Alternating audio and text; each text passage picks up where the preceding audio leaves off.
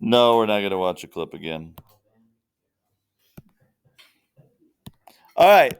So vector A would have a component form of 0, 2, because it goes 0 left and right and 2 up and down. A positive 2 goes up 2.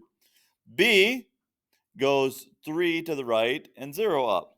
Now, if we're adding those two, we just add. So A plus B would go where? 3, 2. If we were subtracting A minus B, what is 0 minus 3? What is 2 minus 0? No, positive 2. So that's A plus B right there. A minus B would be right there. Okay? A plus B, A minus B.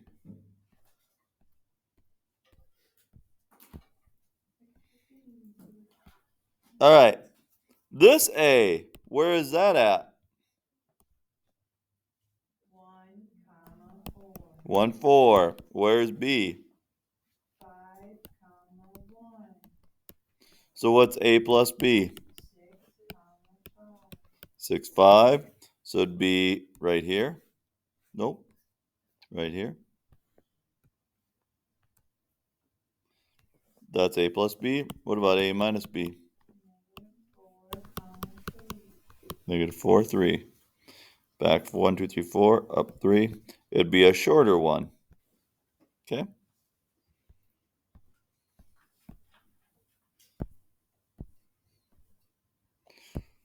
All right.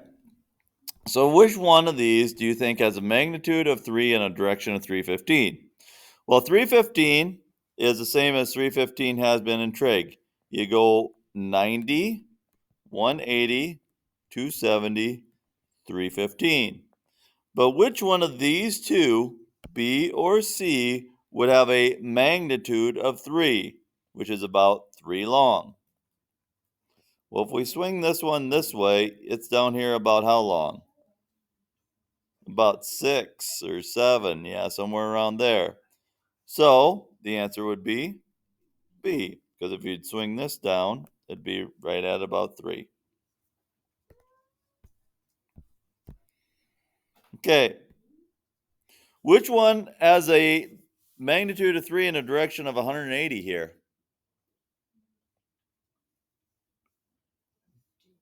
D is the only one that makes sense. That's the direction of 180. C would have a magnitude of about 4 and a direction of about 30 degrees. A would have a magnitude of 3 square root of 2 and a direction of 45 degrees, and so on. Okay, let's look at this one. Magnitude of 4, direction of 30, we just went through that. That would be choice A, B, C, D, E, or F. F. Okay. All right. The magnitude of a vector. If it's in component form, to find the magnitude, you take the square root of the x squared plus the y squared. Okay, so it's a square root of 4 square root of 3 squared plus 4 squared.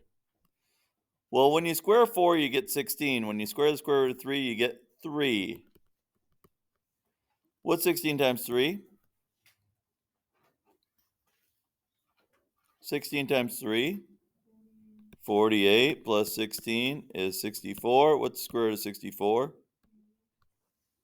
So the magnitude of that vector is 8. The direction is the inverse tangent, so you need your calculators, the inverse tangent of y over x.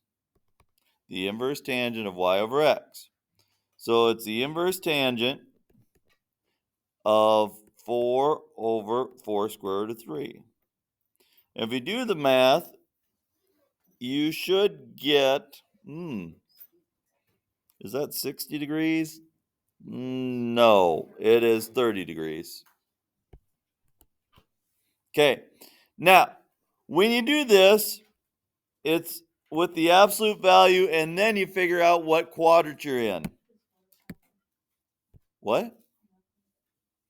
So in this one, as Abby Palmquist just said, we were in the fourth quadrant. Okay?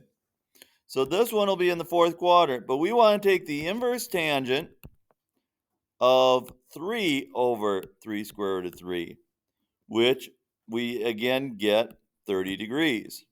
So the reference angle is 30 degrees, so we're 30 degrees down into the fourth quadrant. So how many degrees is that?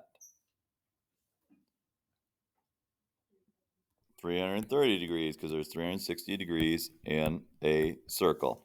Okay? To find the magnitude again, we just square this. If we square that, we get 9 times 3, or 27. If we square that, we get 9. 27 plus 9 is 36. The square root of 36 is 6. Okay? All right. Let's do this one. The magnitude of that vector. So that's 5 squared plus negative 2 squared, which is the square root of 25 plus 4, which is the square root of 29. Does square root of 29 break down at all? No, so it's a square root of 29. Okay, using radicals as needed, so it's going to have a radical. What quadrant is 5, negative 2? 4. So you take the absolute value of 5 halves, take the inverse tangent of that number, and you get an angle. What's the angle that we get? And it's going to be a decimal. Let's round it to 1 decimal spot. What's the inverse tangent of 5 halves? Are you waiting for me? I'm waiting for anybody. 68.2? Okay. Now that's the reference angle. So it's 68.2 degrees downwards, that direction. So how many degrees this way is it? 291.8. Very good. Okay. All right. 7v or 7u plus 4v. If this is u and this is v, what do you think we do with the 7 and the 4? Multiply. Take 7 times both 9s and 4 times 8 and 4. So 7 times 9 is 63. 4 times 8 and 4 is 32 and 16. So if we add them together, we get 95 and 79. Okay. Holy smokes, was that it? Oh, geez.